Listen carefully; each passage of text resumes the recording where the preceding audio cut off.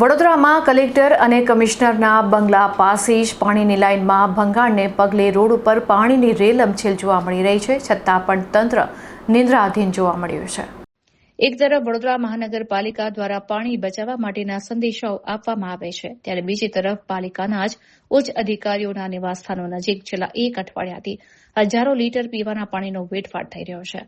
શહેરના કારેલીબાગ વિસ્તારમાં આવેલા બાલભવનની સામે મુખ્ય માર્ગ ઉપર પાણીની લાઇનમાં મોટું લીકેજ હોવા છતાં તંત્ર દ્વારા કોઈ કાર્યવાહી કરવામાં આવી નથી.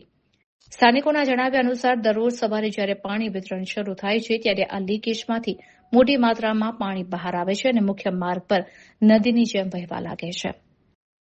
આ સમસ્યા માત્ર પાણીના વેડફાટ પૂરતી મર્યાદિત નથી, પરંતુ સતત પાણી વહેવાને કારણે રોડની નીચે પોલાણ થઈ ગયું હોવાની પણ ભીતિ સેવાઈ રહી છે. જો કોઈ ભારે વાહન અહીંથી પસાર થાય તો આખો માર્ગ બેસી જવાની અને મોટી દુર્ઘટના સર્જાવાની શક્યતા છે. ખાસ વાત એ છે કે આ વિસ્તારમાં municipal commissioner, deputy municipal commissioner અને અન્ય ઉચ્ચ અધિકારીઓના સરકારી બંગલાઓ આવેલા છે.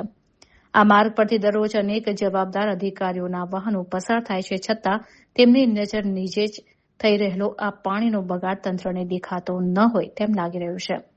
સ્થાનિક રહીશોએ આક્રોશ વ્યક્ત કરતા માંગ કરી છે કે તંત્ર એસી ઓફિસોમાંથી બહાર આવીને આ લીકેજનું તાત્કાલિક સમારકામ કરે અને પાણીના વેડફાટને અટકાવે.